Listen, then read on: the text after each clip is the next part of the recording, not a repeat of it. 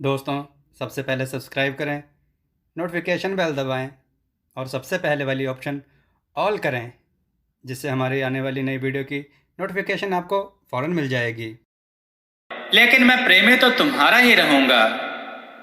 उस स्त्री ने कहा, तुमने जो कहा है उस पर दृढ़ रहना।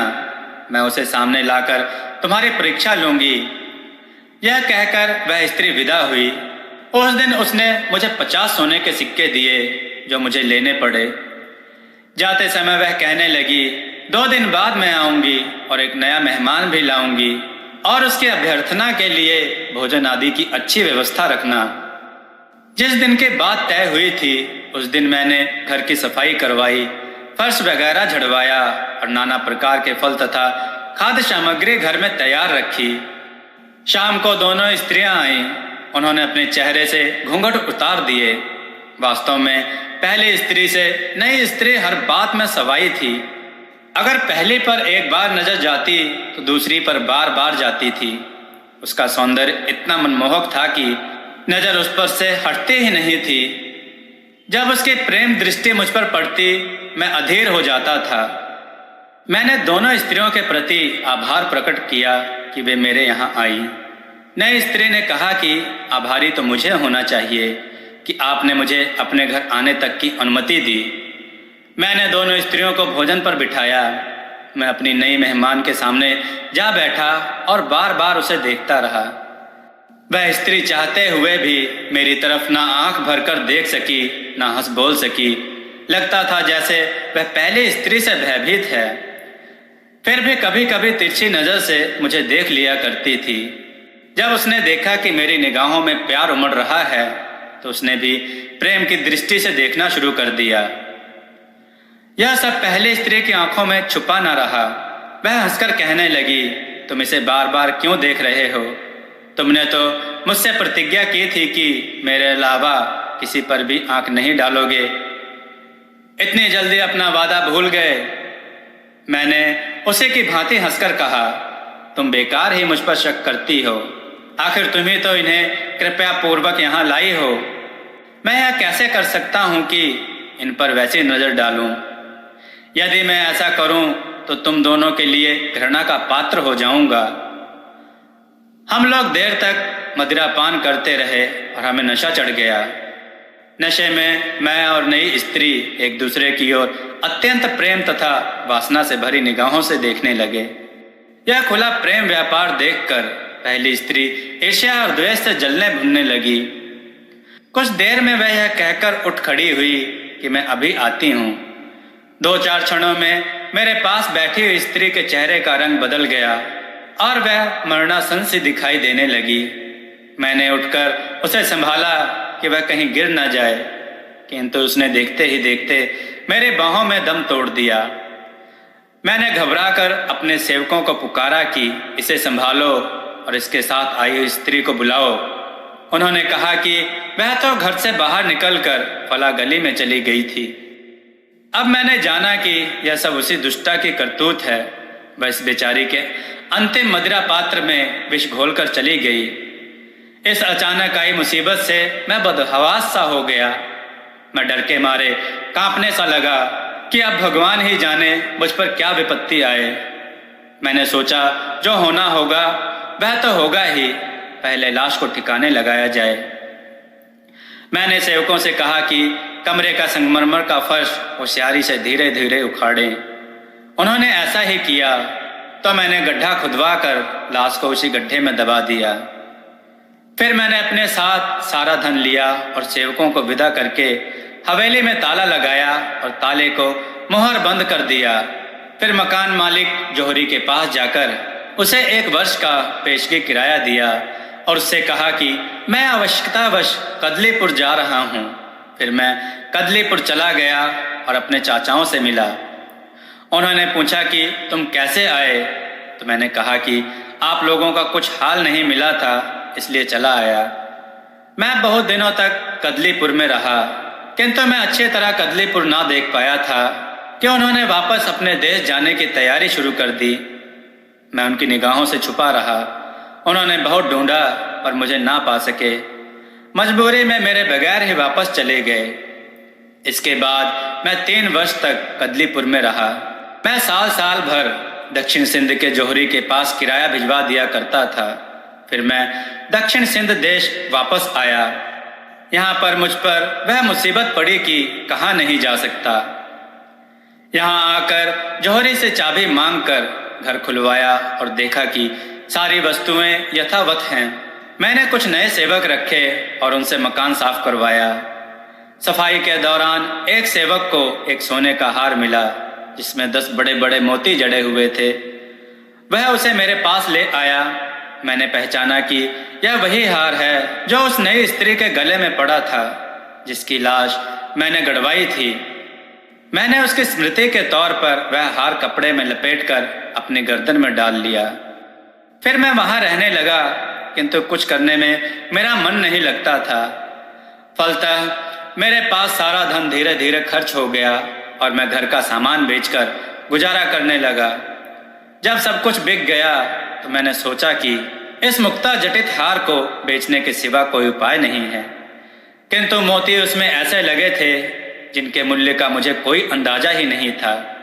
फिर भी मैं उसे बेचने पर मजबूर था और उसे बेचकर मैंने बहुत बड़ी मुसीबत मोल ले ली। मैं बाजार में उस हार को लेकर गया तो अपने मकान मालिक जौहरी की दुकान पर जाकर अपना मंतव्य कहा कि मैं एक हार बेचना चाहता हूँ। उसने एक दलाल बुला दिया। मैंने दलाल के साथ जाकर उसे हार दिखाया। उसने कहा कि मुझे भी ऐसे मोतियों का मूल्य नहीं मालूम, आप उसी जौहरी की दुकान पर बैठें, मैं और जौहरियों को यह हार दिखाकर इसका दाम पूछकर आता हूँ। मैं अपने मकान मालिक की दुकान पर बैठा। कुछ देर में दलाल ने आकर कहा कि इसका मूल्य तो 2000 सोने के सिक्के लगाया गया है, लेकिन इस समय कोई व्यापारी इसे लेने का इच्छुक नहीं है। सिर्फ एक व्यापारी है जो इसे 50 स्वर्ण मुद्राओं में लेने को तैयार है। मैंने कहा कि जो दाम मिले उसी पर बेच दो, किंतु जब दलाल उस जौहरी के पास 50 सोने के सिक्कों में हार बेचने गया तो जौहरी उसे पकड़कर कोतवाली ले गया और शिकायत लिखवाई कि यह आदमी चोरी का हार लाया है, इसलिए इतना सस्ता बेच रहा है।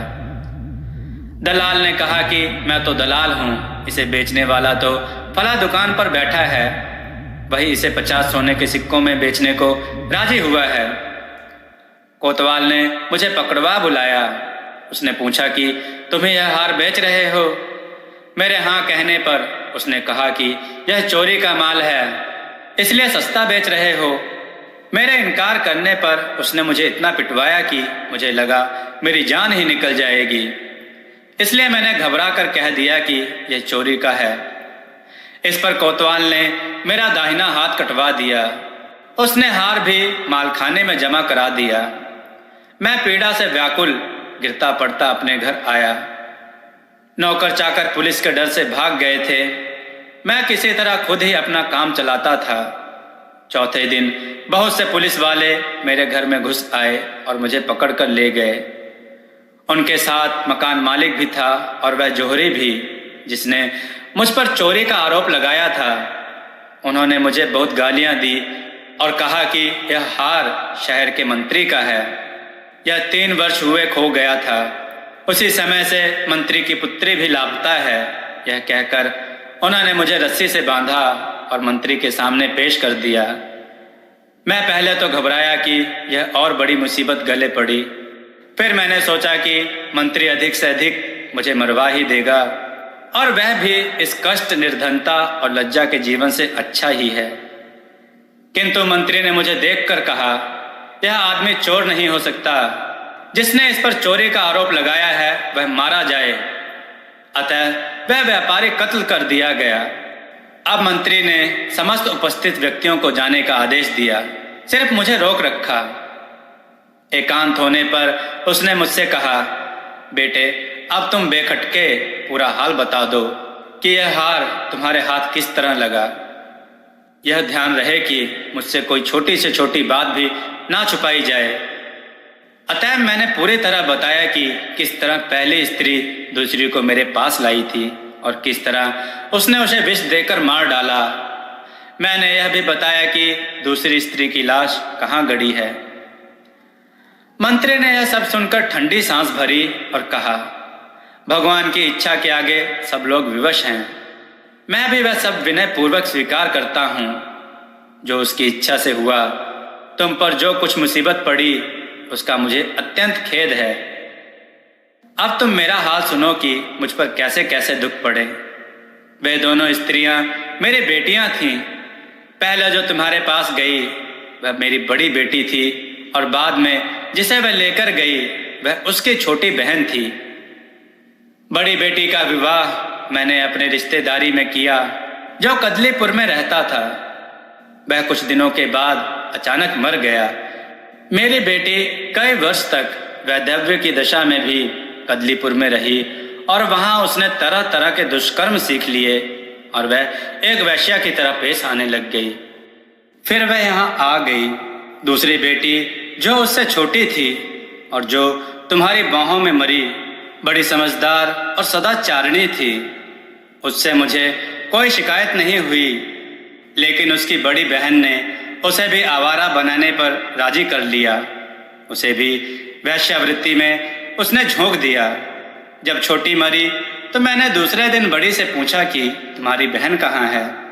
उसने ठंडी सांस भरकर कहा, मैं तो सिर्फ इतना जानती हूँ कि कल वह बहुत मूल्यवान वस्त्राभूषण पहनकर घर से निकली थी और अभी तक नहीं आई।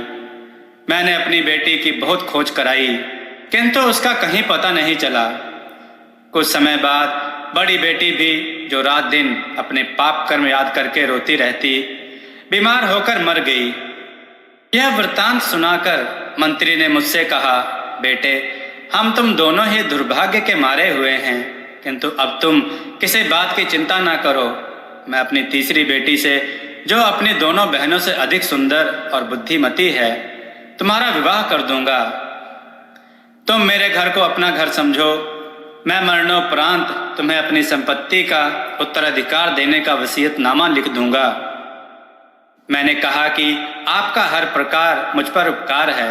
मैं आपको बुजुर्ग समझता हूँ और जो कुछ आपका आदेश होगा वैसा ही करूँगा। मंत्री ने कहा कि फिर देर करने की क्या जरूरत है। उसने गवाहों को तुरंत बुलवाया और दिखावटी रंगराग के बगैर मेरा विवाह करवा दिया। इसके अतिरिक्त उसने अपनी सारी संपत्ति भी अपने मरणोपरांत मेरे नाम करने के कागज लिख दिए। आपने भी देखा होगा कि मंत्री मुझ पर कैसा दयालु है। यह कहकर उस जवान ने कहा कि कल ही मदनपुर से मेरे चाचाओं का पत्र लेकर एक आदमी आया है। पत्र में लिखा था कि तुम्हारे पिता का देहांत हो गया है और तुम आकर जायदाद में अपना हिस्सा संभालो। मैंने उन्हें लिखवा दिया कि मैं भगवान की दया से यहाँ अच्छी तरह हूँ, किंतु मेरे लिए मदनपुर आना संभव नहीं है। मैंने यह भी लिखवा दिया कि पिता से मिलने वाली जायदाद खुशी से आप लोगों को दे रहा हूँ। यह कहकर उस जवान ने मुझसे कहा कि अब मैंने आपको अपना पूरा हाल बता दिया है कि किस तरह से मेरा दाहिना हाथ जाता रहा। वैद्य ने कथा सुनाकर खासकर राजा से कहा कि जब मैं दक्षिण सिंध देश में था तो मैंने मदनपुर के व्यापारी के मुंह से यह कहानी सुनी। जब तक दक्षिण सिंध का मंत्री जीवित रहा मैं उसकी सेवा में रहा। उसके मरने पर मेरा दिल महाराज वहां ना लगा। मैं पड़ोस के देश चला गया, वहां के कई नगरों की सैर करके फिर आपके देश आ गया। वहां से आपकी राजधानी में आया और यहाँ चिकित्सा की दुकान खोलना चाहता हूँ ताकि लोगों की भलाई कर सकूं। महाराज, मेरे पास बहुत गुण हैं, किंतु अभाव है तो केवल धन का। राजा ने उसकी पूरी कहानी सुनी और उसे धन देकर विदा किया। दोस्तों, आपको यह कथा कैसी लगी? अपने विचार और सुझाव कमेंट में जरूर दें। हमारी कथाओं को लाइक करें, हमारे चैनल को सब्सक्राइब करना ना भूलें, हमारी कथाओं को शेयर जरूर करें जिससे लोगों को अच्छा ज्ञान प्राप्त हो। जय श्री राम भक्तों।